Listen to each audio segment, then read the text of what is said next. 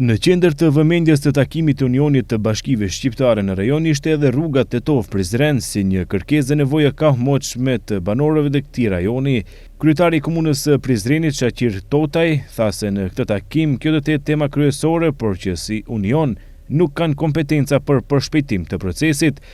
Totaj tha se kjo është punë e dy qeverive, të Kosovës dhe të Maqedonisë së Veriut, duke shpresuar në përshpejtim të procesit me qëllim përmirësimin e mundësive dhe përmirësimin e klimës së biznesit. Për sa i përket rrugës Prizren Tetov është një projekt i cili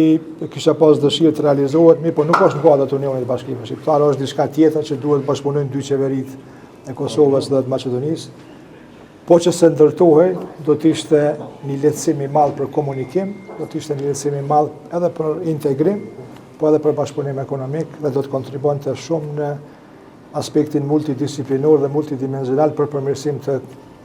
mundësive të reja për integrim, për zhvillim, për bashkëpunim. Totaj tha se nuk ka informacion të saktë për ecurinë e projektit të hapjes së rrugës Tetov-Prizren, me që nga ana e qeverisë së Kosovës po mungon transparenca. Shikoni, ajo rrugë nuk mund ndërtohet pa pas bashkëpunim të dy qeverive, të qeverisë së Kosovës dhe të qeverisë së Republikës Maqedonisë Veriore. Nuk e di sa ka bashkëpunim edhe nuk e di sa ka në nënshkrim të marrëveshjeve që kjo rrugë të realizohet. Por sikur të realizohet, do të ishte një arritje e madhe, përndryshe në Kosovë ka punime që po zhvillohen, mirë po ballafaqohemi me një mungesë të transparencës, edhe me një mungesë të dhënies informacioneve të sakta se çka po punohet, me çfarë drejtimi po punohet, edhe shumë informacione tjera që do të duhej të ishin publike, po të cilat ne nuk i kemi. Po projekti si i tillë, domethënë ideja për një projekt të tillë gjithsesi duhet përshëndetur, edhe duhet besojmë që do të realizohet, po zhvillimet në të ardhmen do të na tregojnë se sa kemi drejt në këto pritjet edhe në besimet tona. Po gjithsesi është një projekt i cili do të punësonte edhe integrim rajonal, edhe integrim kombëtar, edhe një